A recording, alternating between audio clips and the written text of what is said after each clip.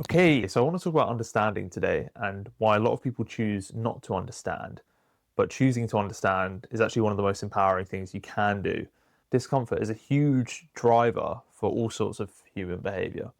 Essentially, it's quite simple. We don't want to feel discomfort, and choosing to understand others puts you in a position of discomfort. It's not as simple as labeling someone a certain way or putting them in a box, because if you want to understand someone and why someone acts a certain way or does certain things, you realize it's much more complicated than that. Now, this is actually obvious. It is logical. You know from your own experience that your life has had many different experiences, many different challenges, and that's formed you into who you are. The most classic example of this is people labeling others as, for example, bad if they've done something they disagree with. And already we're in the thick of it here with morality, because morality is subjective, right? So your morality is different to someone else's morality, and you'll have like an agreed morality based on the culture you're in, which will then be different to a different culture. And then we've kind of decided that animals probably don't have morality, but we don't know. So then we just assume that all they do is run around on instinct. You can see emotion in animals, you can see their bond with their offspring and things like this. So already we're off to like quite a sticky start. The reason this is important is because it forces you to question what you think is real, what you think is right about the world. It's so much easier, and no work has to be done if you just label someone. Instead of thinking of the potential reasons why, or wanting to actually know the reasons why someone does something that you disagree with. This can be tied to people lacking the energy to engage in the understanding in the first place, right? So a lot of people are exhausted from their lifestyles, or they're unhealthy, and they barely have the emotional capacity to think about themselves or understand their own lives and their own situations. So then it's very unlikely they're going to take the extra energy needed and understand others. A way you can view this is compartmentalizing someone as bad means you sit in a place of pain, but it's simple. You feel like you know what's going on. What I mean by you sitting in a place of pain is you're actually denying reality. You have decided that there's this subjective bad person or bad thing without wanting to look into it. So you've tied yourself to something external, and maybe that type of person that you've decided they really annoy you, or you hate people that do this behavior, or whatever it is. So you've outsourced your well-being, right? You've outsourced your well-being to something that you can't control, but you've decided that is something that bothers you, okay? Whereas sitting with the reality, which is more peaceful and true, but you have to sit in a state of complexity. So instead of it being simple and you're in pain, it's complex, but you're in a state of peace. So you understand, as with everything in reality, that you don't actually know what's going on. You can look at some reasons why you think things might be the case and come to your own conclusion, and that will free you from trapping yourself. So part of this is forgetting that we are the ones who set the boundaries in our brains, set the boundaries for our reality by putting labels on things and deciding how things are meant to be or how things should be. When who are we to say that in the first place, right? If you are going to do that, do it from a place of empowerment for yourself, because you decide, you get to choose.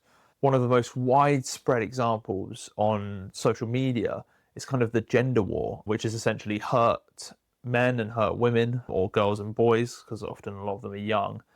They decide that the entire other gender is an enemy, and they forget that actually everyone's a human being having their own experience. Gender's not like a massive separator, okay, if you think about kind of the origins of where you came from, right? But it's just one of the most ridiculous ones, because it's people who are in pain. They're in a state of pain, and they've decided that the entire issue, instead of trying to understand, because trying to understand will put them in a state of discomfort because it questions their reality and their way of being, why things are the way they are.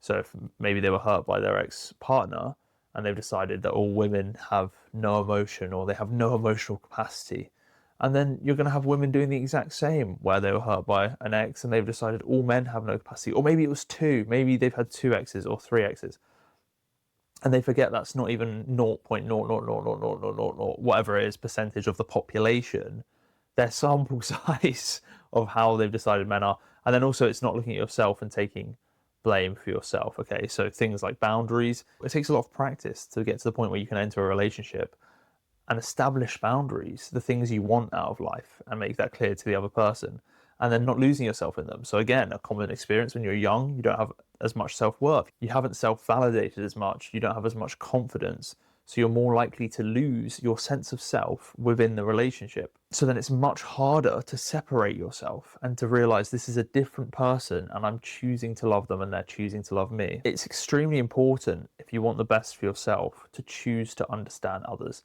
and always accept that everything is more complicated than we think it is. The basis of our reality is that we don't know. So if we know and then we don't know. The basis is, when it comes to logic, we do not know. Logic is essentially us applying pattern recognition to the world in all sorts of different ways. The source of where those patterns have come from, we don't know, right? We're observing from our limited senses and our limited ability. When you choose to understand other people and their behaviors, it doesn't mean you agree with them, obviously. You're essentially empathizing.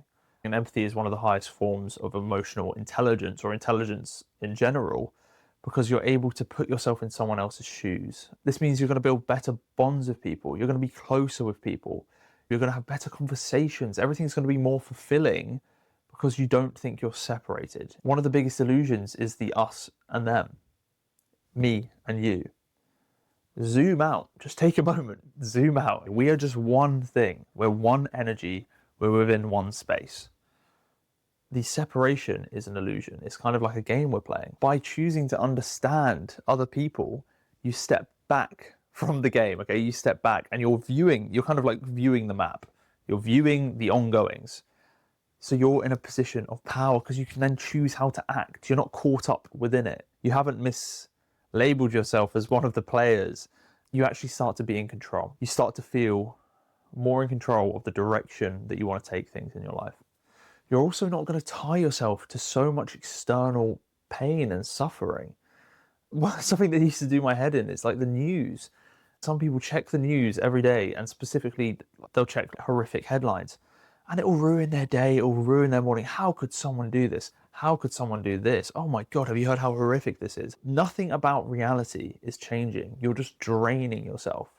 Your energy is just being drained. You choose where to place your awareness, okay? You have a limited amount of awareness to use and a limited amount of energy per day. If you're placing that on things that make you feel terrible, you're misaligning yourself with what you truly want. If the news article was actually telling you 100,000 baby kittens were born out of a cloud the other day, and everyone in the village is really happy because they get a new baby kitten, you're more likely to have a positive impact on the world. And when I say the world, I mean your life. That's the only reality you have. Don't get too attached to external things. Remember, for almost all of human existence, you wouldn't have had an awareness of the grand scale of everything that's happening in the world, good or bad or whatever it may be.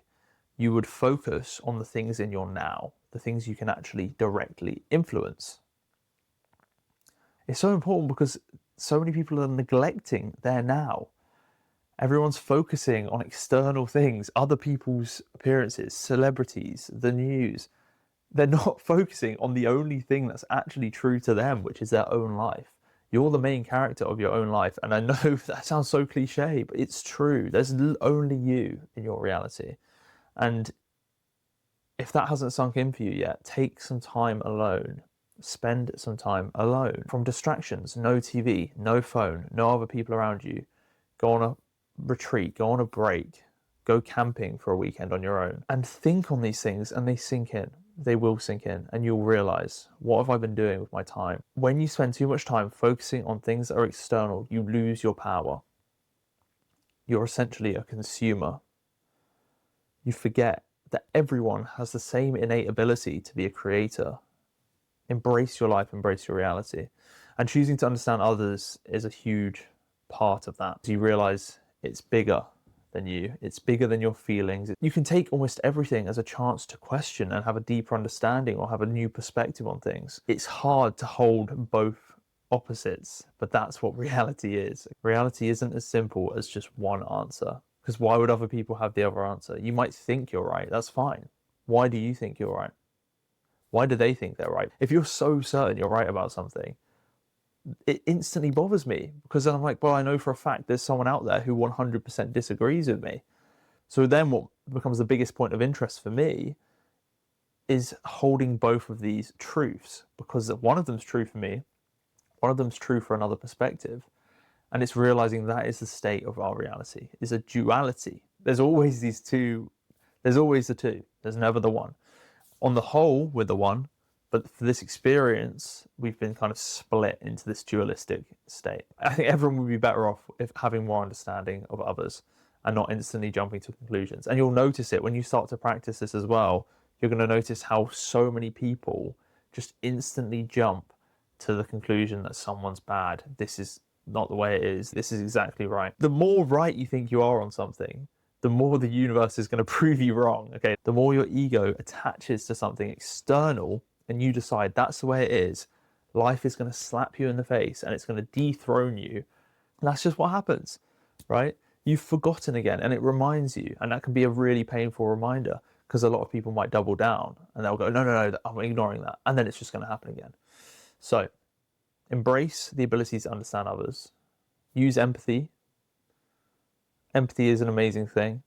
So yeah, thank you for watching. Subscribe if you want, and drop a comment. I would love to discuss with you. So yeah, I will catch you very soon. Take care.